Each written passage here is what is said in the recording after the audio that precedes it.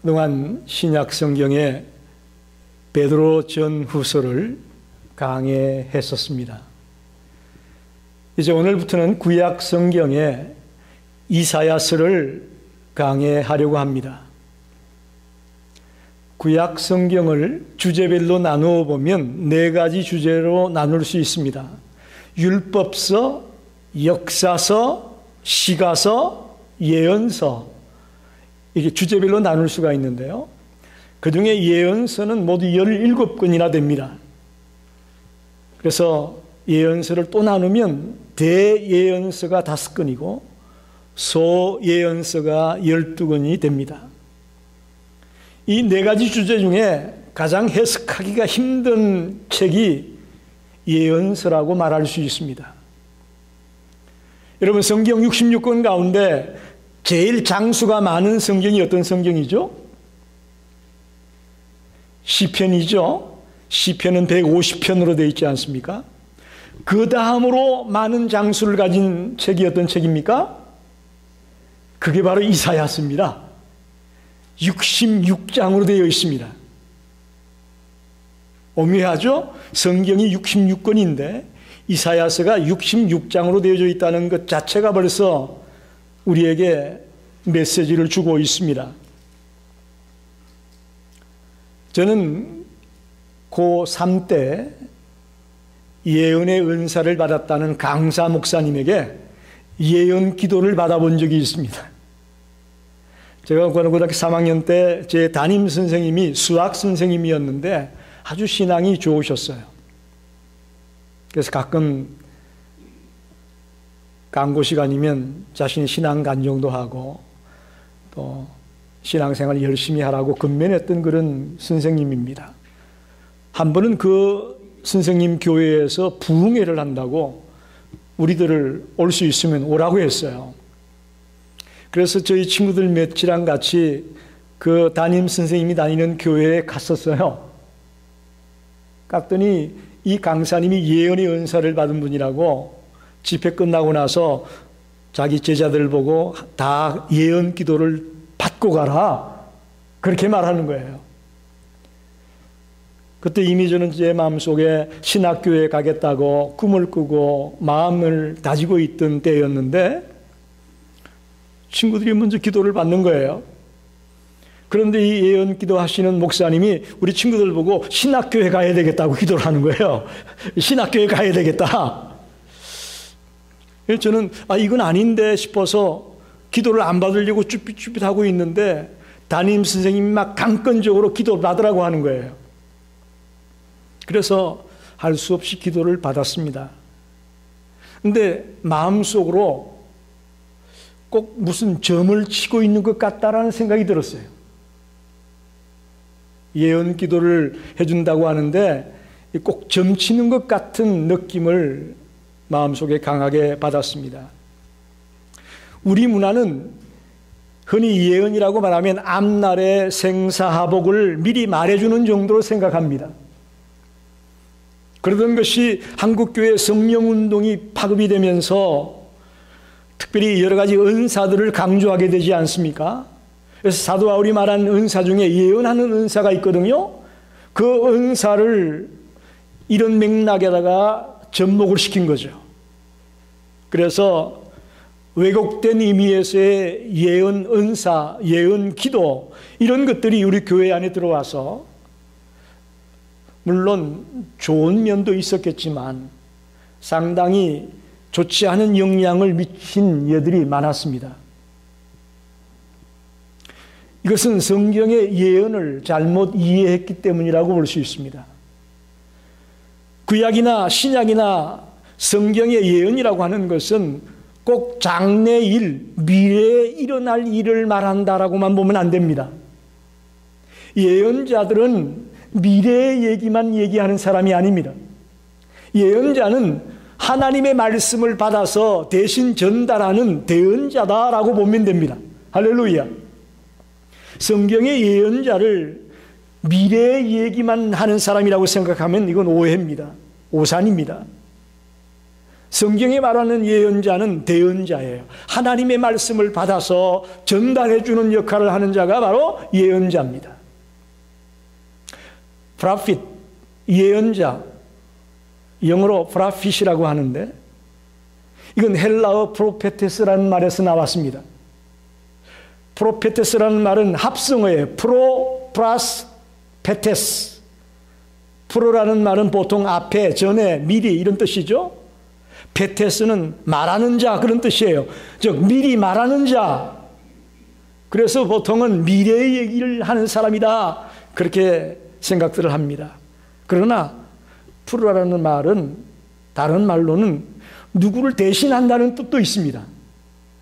프로플라스테 페테스라는 말이 누구의 말을 대신해서 말하는 사람, 그도 프라핏입니다. 그도 예언자입니다. 그렇게 볼 때에 성경에서 말하는 예언자, 그것은 미래의 얘기를 하는 사람이라기보다는 하나님의 말씀을 대신 전달해 주는 사람, 그 대언자가 예언자라고 보는 것이 정확하다 그렇게 볼 수 있습니다. 오늘부터 저는 이사야서를 연속해서 설교하려고 합니다. 사실 오래전부터 이사야서를 강해하려고 마음을 먹었지만 실행에 옮기질 못했습니다. 왜냐하면 너무 방대하고 또 66장이나 되고 또 굉장히 깊이 있는 말씀들을 다루고 있기 때문에 이사야서를 강해하는 것이 엄두가 안 났습니다. 그러나 이제 목회 말년이 점점 다가오는 이때에 어렵다고 힘들다고 이사야서 강해를 미룬다는 것은 하나님 앞에 죄송스러웠어요. 이건 아니다. 하나님이 우리에게 주라고 한 이 말씀을 증거하지 않는 건 목사의 책임을 다하지 못하는 것이다라는 마음이 강하게 들어서 용기를 내었습니다. 저와 여러분이 함께 기도하면서 이사야서의 말씀에 귀를 기울이고 집중해 들어갈 수 있기를 간절히 부탁합니다. 이 속에서 놀라운 하나님의 은혜가, 놀라운 하나님의 역사가 우리 가운데 임할 것을 믿습니다. 첫째는 인간 이사야가 어떤 사람인지를 먼저 생각해 보고 싶습니다. 이사야서를 읽고 해석하고 연구에 들어가려면 이사야가 누군지 알아야 되지 않습니까? 인간 이사야가 누구냐? 첫째로 이사야는 여호와는 구원이시다라는 뜻입니다. 아이제이야, 영어로 아이제이야라고 하는 말이 여호와는 구원이시다라는 뜻을 갖고 있습니다. 이사야는 예루살렘에서 태어났고 자랐고 그곳에서 교육을 받은 인물로 알려지고 있습니다. 더 나아가 유대인들의 전승에 의하면 이사야의 아버지가 아모스인데 아모스는 유다의 9대 왕 아마샤와 형제간입니다. 즉 이사야의 아버지가 아마샤 왕과 형제지간이었어요. 즉 삼촌이, 이사야의 삼촌이 유다의 9대 왕인 아마샤였어요. 그 아마샤의 아들이 우시야죠. 오늘 이사야 1장 1절에 이사야가 활동하던 시기에 그 왕들이 4명이 나오지 않습니까? 그 중에 첫 번째 나오는 왕이 우시야인데 그런 연관성이 있습니다. 그래서 어떻게 보면 이사야는 유다의 정치에 깊이 관여할 수밖에 없는 그런 선지자 역할을 하게 되는 것이죠. 이사야는 우시야 왕이 죽던 해가 되는 740년에 소명을 받습니다. 이사야 6장에 보면 이사야가 소명받는 장면이 나오죠. 그때 소명을 받습니다. 그리고는 장장 50년 넘게 유다의 선지자로의 사명을 감당하게 됩니다. 그가 활동하는 동안에 북왕국 이스라엘은 아수르에게 망하게 되고 남왕국 유다는 또 아수르의 사네립이라는 왕에게 공격을 받아가지고 큰 위기를 당하면서 속국이 될 뻔한 그런 순간까지도 맞게 됩니다. 그러니까 나라가 굉장히 침울하고 어두운 순간에 예언자로서의 활동을 했다는 것이죠. 이 이사야는 결혼을 해서 아이를 2명을 두었습니다. 그런데 이 아이의 이름 자체가 하나의 메시지를 담고 있습니다. 첫째 아들은 스알야숲인데, 스알야숲, 남은 자는 돌아오리라, 그런 뜻이에요. 남은 자는 돌아오리라. 이 얘기는 뭡니까? 유다가 심판을 받게 될 것이고, 그리고 나중에 회복될 거다. 아들의 이름을 통해서 하나님의 메시지를 전하고 있어요. 남은 자가 돌아오리라. 유다는 망하게 될 거고 회복이 될 거다 라는 메시지가 담겨 있습니다. 두 번째 아들은 마헬살랄 하스바스, 먹이가 급히 사라진다, 노획물이 빨리 없어진다, 그런 뜻이에요. 이건 뭐예요? 하나님의 진노가 임박하다, 하나님의 심판이 임박하다, 그런 메시지가 담겨 있죠. 즉 이사야가 외치고 싶은 메시지는 이 나라가 하나님을 떠나고 우상을 섬김으로 말미암아 멸망을 당하게 될 것인데, 그걸로 끝나는 것이 아니고 다시금 하나님이 회복시켜 줄 거다라는 메시지가 이사야를 통해 전거될 것이라는 것입니다. 탈무드에 의하면 이사야는 히스기야의 아들인 므낫세 왕, 유다의 14번째 왕인 므낫세 왕에게 톱으로 쾌임을 당해서 순교했다라고 되어 있습니다. 히브리서 11장 37절에 보면 믿음의 선배들이 믿음을 지켜나가면서 순교한 그런 장면들이 나오는데, 톱으로 쾌임을 당했다, 그런 말이 나와요. 근데 지금까지 모든 교회사를 볼 때 톱으로 쾌임을 당했다는 사람이 정확하게 누군가가 알려지진 않는데, 이사야가 톱으로 쾌임을 당했던 하나님의 종이 아니겠는가라고 성서학자들은 보고 있습니다.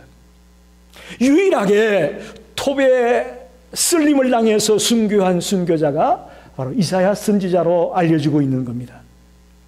이렇게 이사야란 인물은 이런 파란만장한 삶을 살았던 인물입니다. 두 번째는 역사적 배경입니다. 이 이사야서를 이해하려면 우리가 역사적 배경을 알아야 되는데, 그게 오늘 1장 1절의 얘기입니다. 1절 보십시오. 다시 한번 보십시오.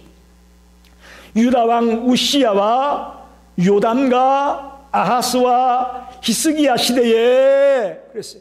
이게 이사야가 활동하는 역사적 배경이에요.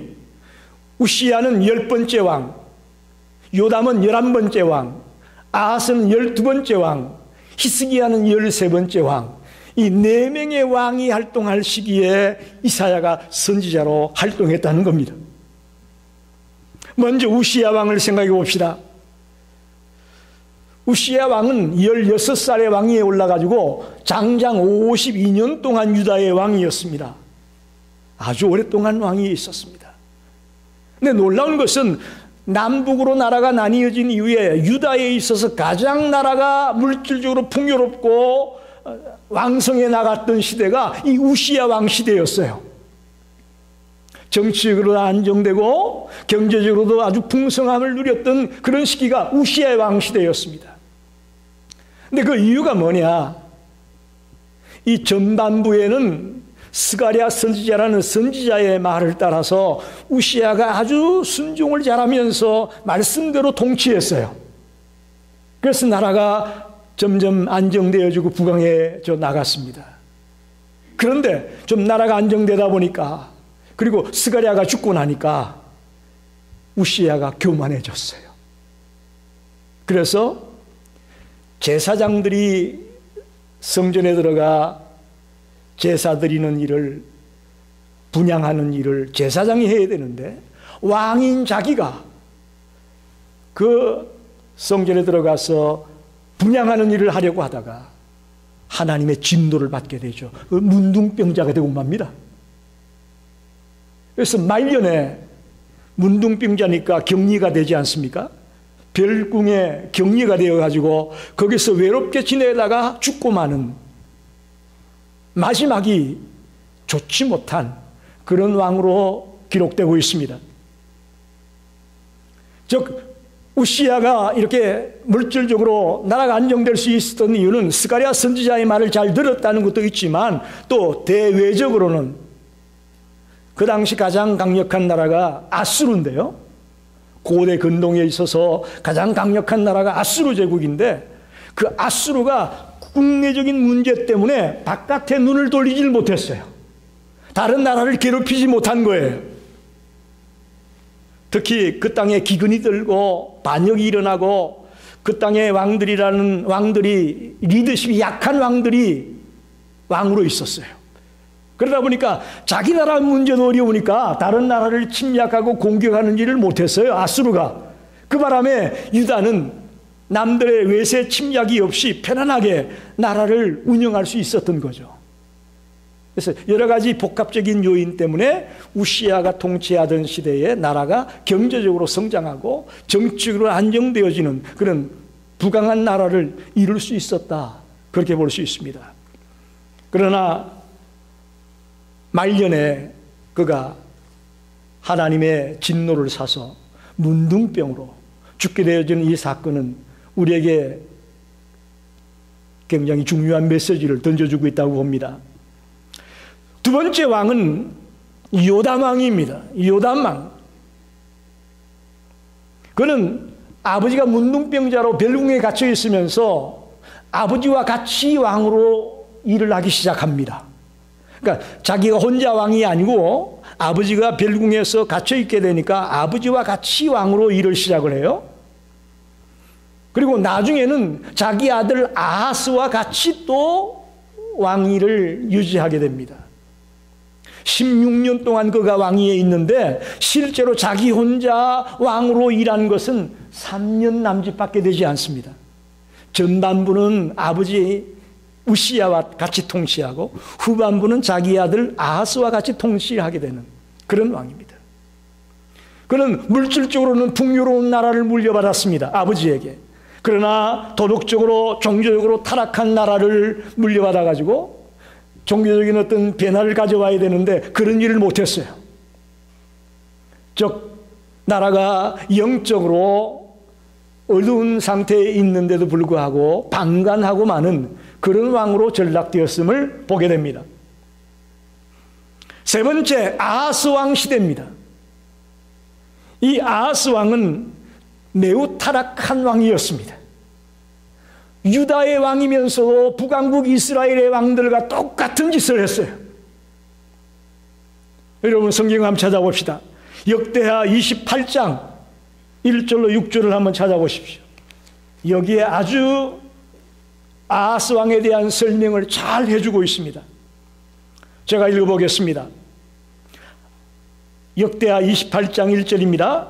아하스가 왕위에 오를 때에 나이가 20세라 예루살렘에서 16년 동안 다스렸으나 그의 조상 다윗과 같이 아니하여 여호와 보시기에 정직하게 행하지 아니하고 이스라엘 왕들의 길로 행하여 바알들의 우상을 부어 만들고 또 흰놈의 아들 골짜기에서 분향하고 여호와께서 이스라엘 자손 앞에서 쫓아내신 이방 사람들의 가정한 일을 본받아 그의 자녀들을 불사르고 또 산당과 작은 산 위와 모든 푸른 나무 아래에서 제사를 드리며 분향하니라. 그러므로 그의 하나님 여호와께서 그를 아람 왕의 손에 넘기심에 그들이 쳐서 심히 많은 무리를 사로잡아 다메섹으로 갔으며 또 이스라엘 왕의 손에 넘기심에 그가 쳐서 크게 살육하였으니 이는 그의 조상들의 하나님 여호와를 버렸음이라. 이게 아하스 왕의 모습이 우상 숭배와 끝까지 샤머니즘을 섬기는 일에 열심을 냅니다. 북왕국 이스라엘의 왕들과 똑같은 행동으로 나라를 다스렸습니다.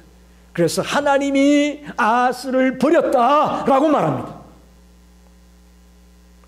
그리고 이 아하스 왕 때 중요한 일 중에 하나는 북왕국 이스라엘과 아람이라는 나라가 연합군을 이루어가지고 유다를 공격합니다.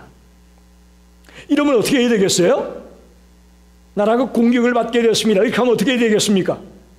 하나님을 믿는 나라고 하나님을 믿는 백성이라면 이럴 때 어떻게 해야 되겠습니까? 당연히 하나님 앞에 엎드리고 하나님께 살려달라고 매달려야 될 이 아하스가 하나님은 찾지 아니하고 아수르 왕에게 손을 내밀면 아수르에게 사신을 보내고 돈을 보내가지고 도와달라고 요청을 하죠. 그래서 아수르가 이 전쟁에 개입을 해가지고 북왕국 이스라엘이 망하는 거예요. 722년에.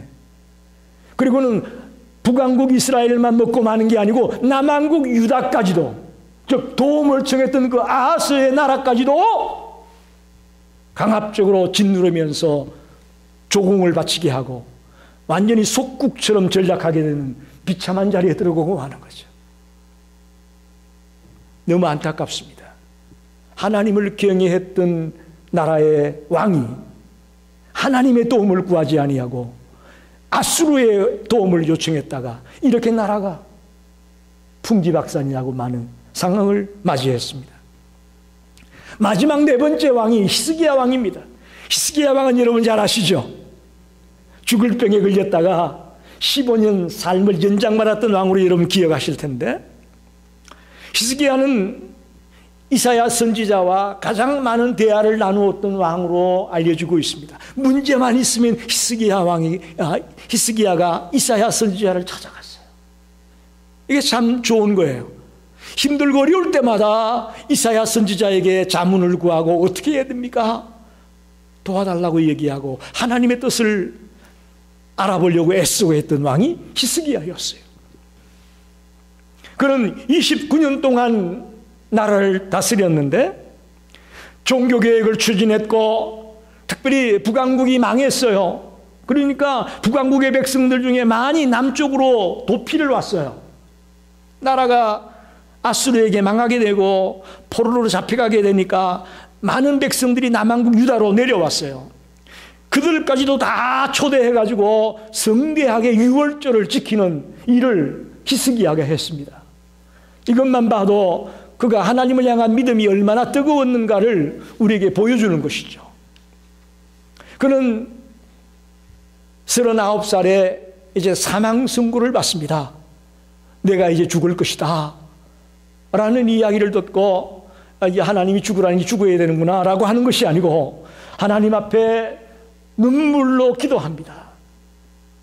이 병에서 고침받기를, 생명이 연장되기를 눈물로 기도하게 했습니다.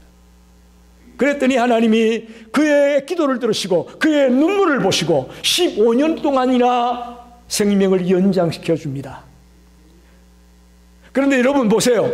15년 생명을 연장받으면 어떻게 살아야 되겠을까요? 그 15년 남은 생애를 정말 하나님께 영광을 돌리는 삶을 살아야 되는 것이 마땅한데 안타깝게도 그게 안 돼요. 39살 전에는 아이가 없었어요, 히스기야가. 그런데 그 15년 연장받은 뒤에 낳은 아들이 므낫세예요. 이 므낫세가 유다의 왕들 중에 가장 악한 왕이 됩니다. 참 아이러니한 거예요. 그렇게 생명을 연장받아가지고 보너스 인생을 살면서 낳은 아들인데 신앙으로 바르게 못 가르친 거예요. 그리고 더 나아가 아프다니까, 히스기야가 아프다고 하니까 바벨론에서 사신을 보냈어요. 바벨론 제국에 사신들이 왔더니 너무 좋아가지고 우쭐거리면서 교만해가지고 모든 내탕고를 다 열어가지고 보여준 거예요. 우리나라에 이런 보물들이 있다, 이런 보물들이 있다, 창고를 열어가지고 싹 다 보여줬네.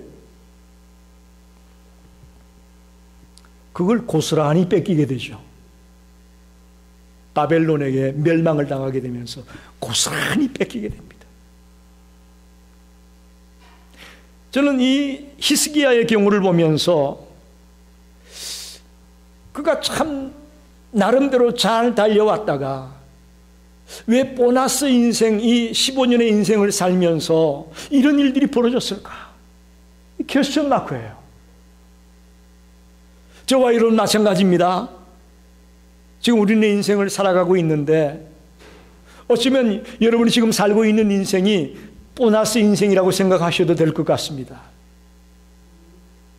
노멘입니까? 아멘입니까?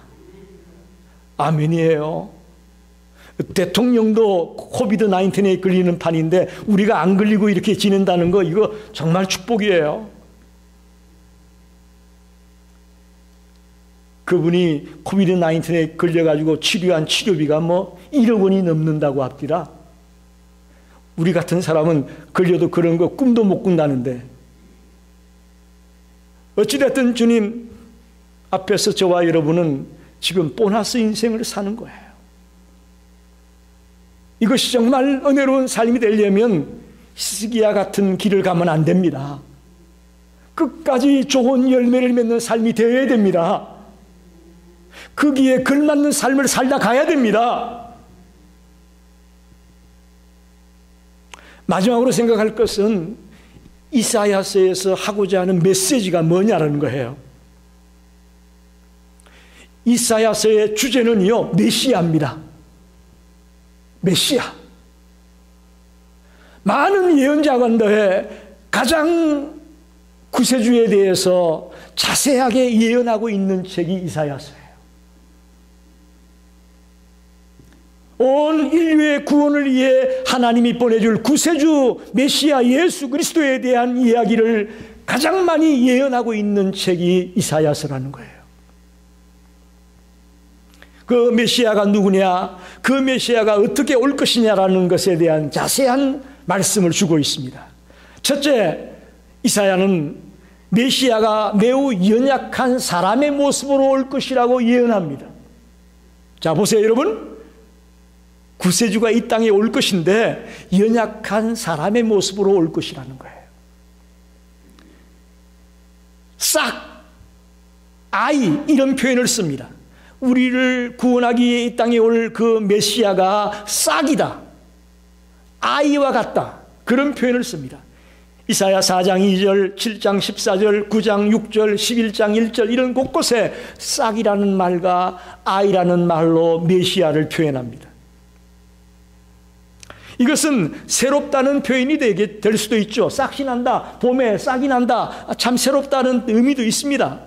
아이가 태어났다, 새로운 생명이 태어났다, 그런 새로움도 있지만 더 깊이 들어가 보면 연약함이라는 의미가 담겨 있습니다. 연약한 모습으로 옵니다. 여러분 보십시오.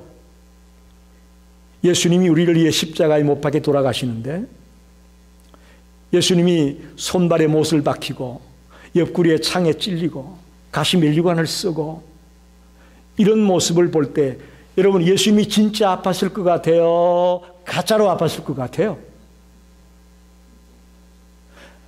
만약에 이게 가짜로 아팠다면 이건 아니에요. 우리가 아픈 것 같은 그런 아픔을 모르고 그저 하나의 쇼로 아프다가 죽은 것이 된다면 이건 진정한 우리의 구원자가 못 됩니다.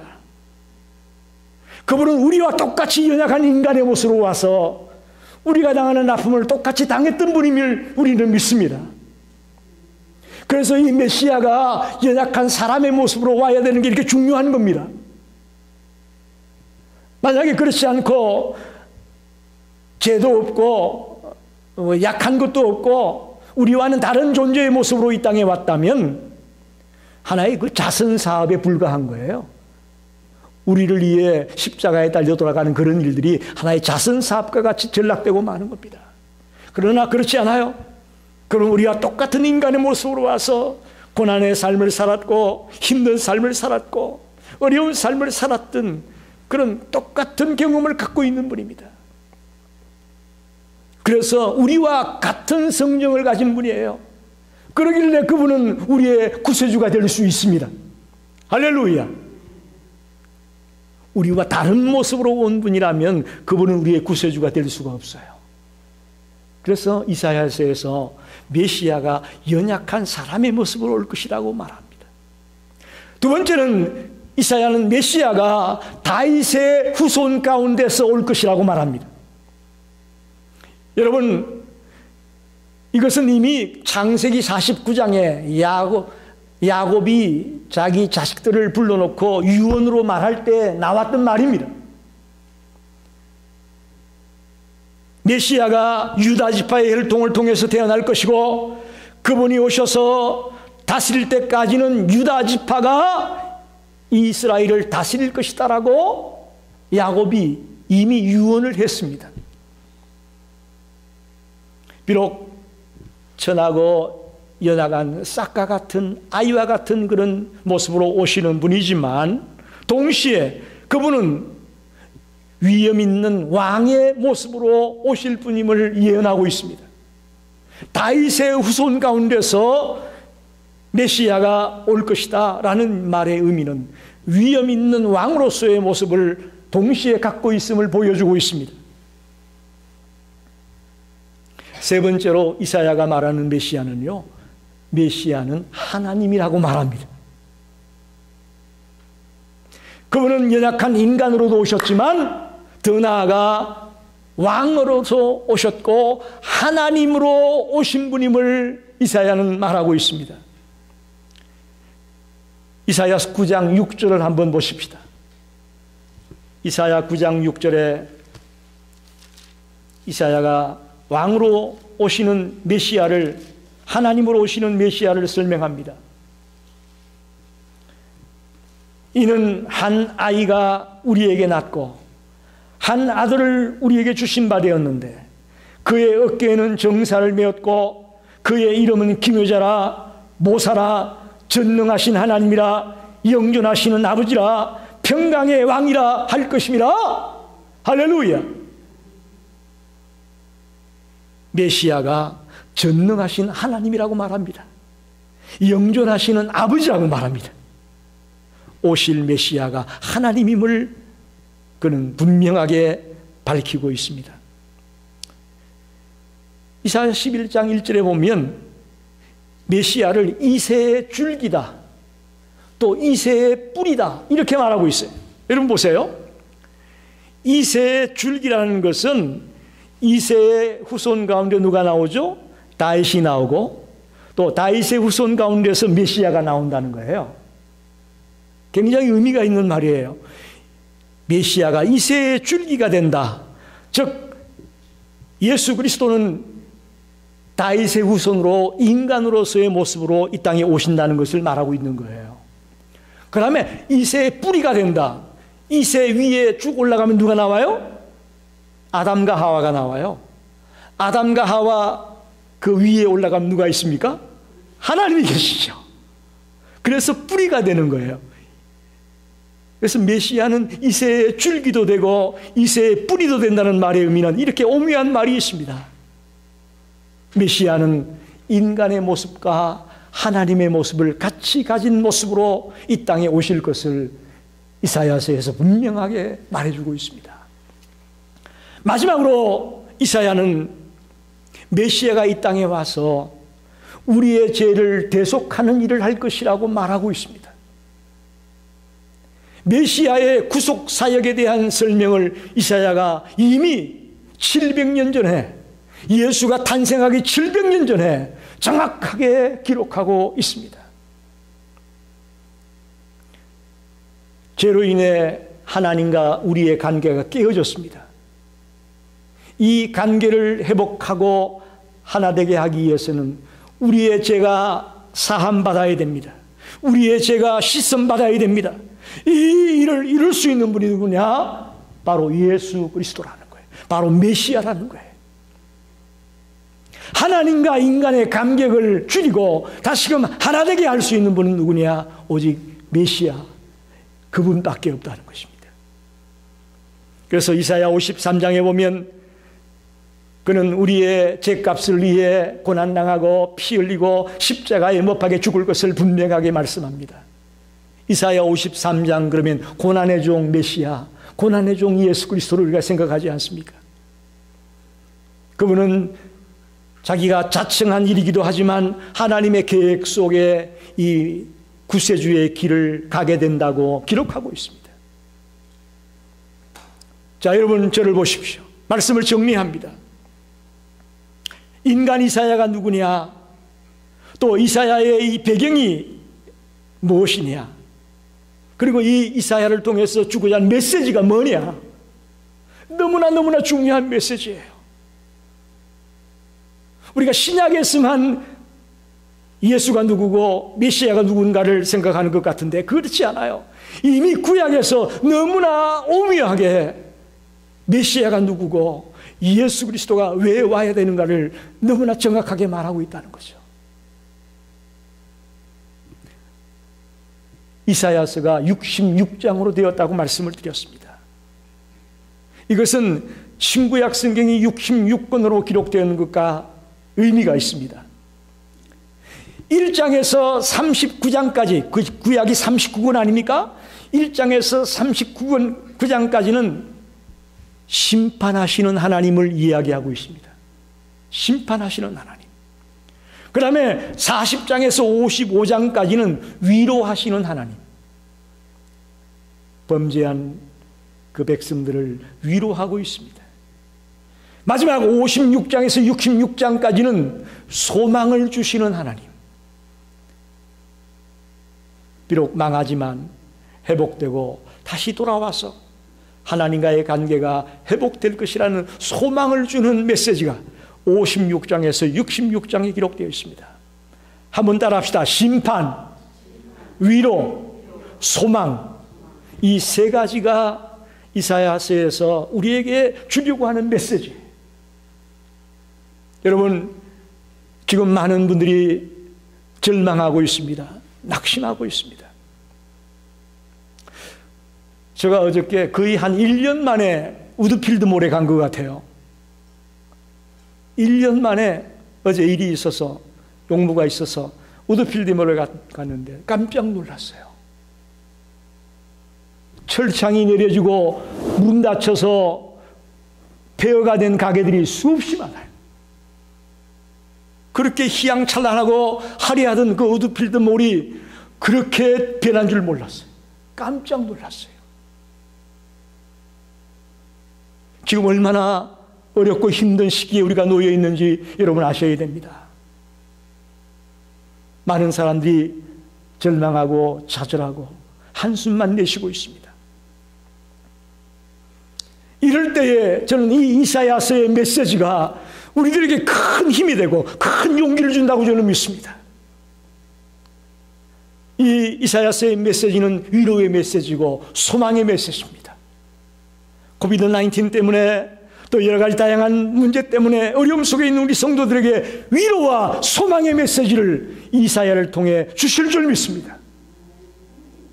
저와 여러분이 함께 이 말씀을 연구해가는 중에 주님의 깨어나 주심을 경험하게 되고 주님의 치유와 주님의 회복을 경험하게 되는 그런 은혜의 시간이 되기를 간절히 축원합니다. 기도하겠습니다.